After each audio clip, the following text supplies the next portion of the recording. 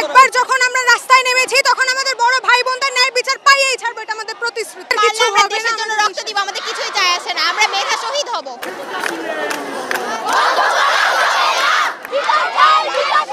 রাজধানীর আজিমপুরে এই মুহূর্তে শিক্ষার্থীদের সাথে অভিভাবকরাও কিন্তু এসে যুক্ত হয়েছেন। আমরা যেমনটি দেখতে পেয়েছি যে এখানে বিভিন্ন কলেজ এবং স্কুলের শিক্ষার্থীরা, আমরা ক্লাস 6, 7 এবং 8, 9 পর্যন্ত শিক্ষার্থীদেরও কিন্তু এখানে আন্দোলনে অংশগ্রহণ করতে দেখেছি। আপনি ক্লাস 10-এ পড়েন কিন্তু আপনি সড়কে বেরিয়ে এসেছেন, আপনার নিরাপত্তা কে দিচ্ছে এখানে?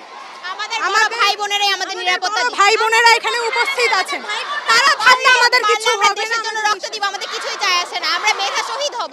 একবার যখন আমরা রাস্তায় নেমেছি তখন আমাদের বড় ভাই বোনদের ন্যায় বিচার পাইয়েই ছাড়বো, এটা আমাদের প্রতিশ্রুতি। কি আপনাদের হাতে এটা কি? বেলুনি। এগুলো অন্তত আমাদের তো আত্মরক্ষা করা লাগবে। আমাদের কাছে তো আর অস্ত্র নাই, অন্যান্য মানুষের কাছে অস্ত্র আছে, তারা আমাদের উপর ঝাঁপাই যে তোমাদের যা কিছু আছে তোমরা তাই নিয়ে চলে আসবে। এগুলো আদর্শকে অনুসরণ করি।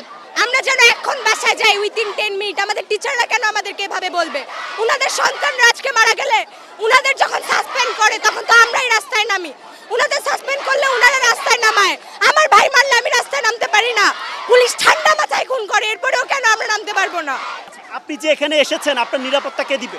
আমাদের দেশে বিধানে লেখা আছে, গণতন্ত্রের বিধানে লেখা আছে আমাদের নিরাপত্তা বাহিনী আমাদেরকে নিরাপত্তা দিবে। ওনাদেরকে রাখা হয়েছে সাধারণ মানুষের নিরাপত্তা নিশ্চিত করার জন্য, কিন্তু ওনারা আমাদেরকে উল্টা গুলি করছে, গুলি করে আমার ভাইকে মারছে। এই রক্তের প্রতিশোধ আমরা কিভাবে নিব আপনারা বলেন? শিক্ষকরা কেন হুমকি দিচ্ছে, কি বলতে চাচ্ছে? টিচাররা এখন এটাই চায় যে আমরা জানো খুবই অল্প টাইমের ভিতর বাসায় যাই। আমার প্যারেন্টসকে ফোন দিয়ে বলছে আপনার মেয়ে কেন রাস্তায় থাকবে, আপনার মেয়েকে বাসায় যেতে বলে। আমাদের বাংলায় যেন কোনো বৈষম্য না হয়। আমরা সকলে আমাদের ভাষা শহীদদের ভাইদের রক্ত দিয়ে আমাদের এই বাংলা আমরা জয় করেছিলাম।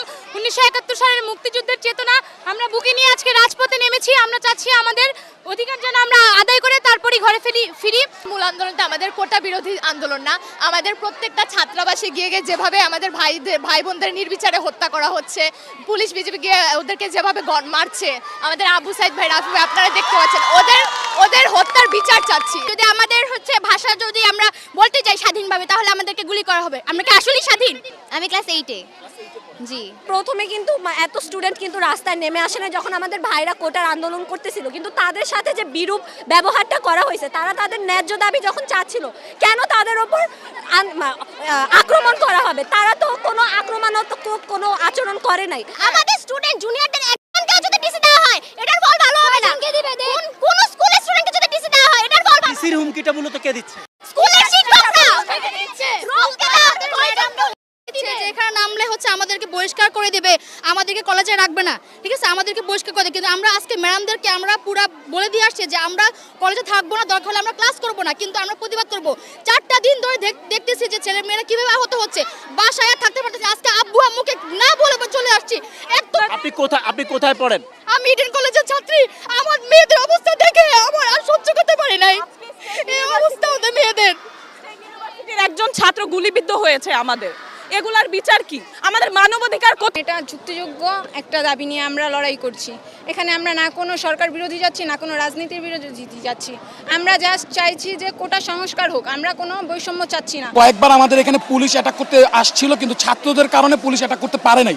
আমরা ছাত্র সবাই একসাথে জড়োতে হয়ে আছি, তো যার কারণে পুলিশ আমাদের অ্যাটাক করতে পারছে না। আজকে যে আপনারা এখানে যে অবস্থান করেছেন, এই অবস্থানে ছাত্রের বাইরে এখানে কেউ আছে কিনা? আমাদের এখানে আমাদের জানা মতে ছাত্রের বাইরে কেউ নেই, কারণ আমরা সবাই আইডি কার্ড চেক করে ঢুকেছি।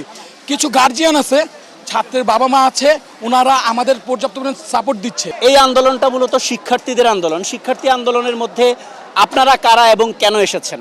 আমরা অভিভাবক, শিক্ষার্থীদের আন্দোলনের সাথে সহমত পোষণ করে আমাদের সন্তানদের ভবিষ্যতের কথা চিন্তা করে আমি আন্দোলনে সম্পৃক্ততা ঘোষণা করছি। অভিভাবকরাও আছেন, অনেক অভিভাবক তাদের সন্তানদের নিয়ে কিন্তু এখানে আন্দোলন করছেন এবং তারা বলছেন যে কোটা বিরোধী অর্থাৎ কোটা সংস্কারের যে আন্দোলন, সে আন্দোলন চালিয়ে যাবার জন্য তারা নিজেরাই কিন্তু সন্তানদেরকে নিয়ে এই সড়কে এসে অবস্থান করছেন।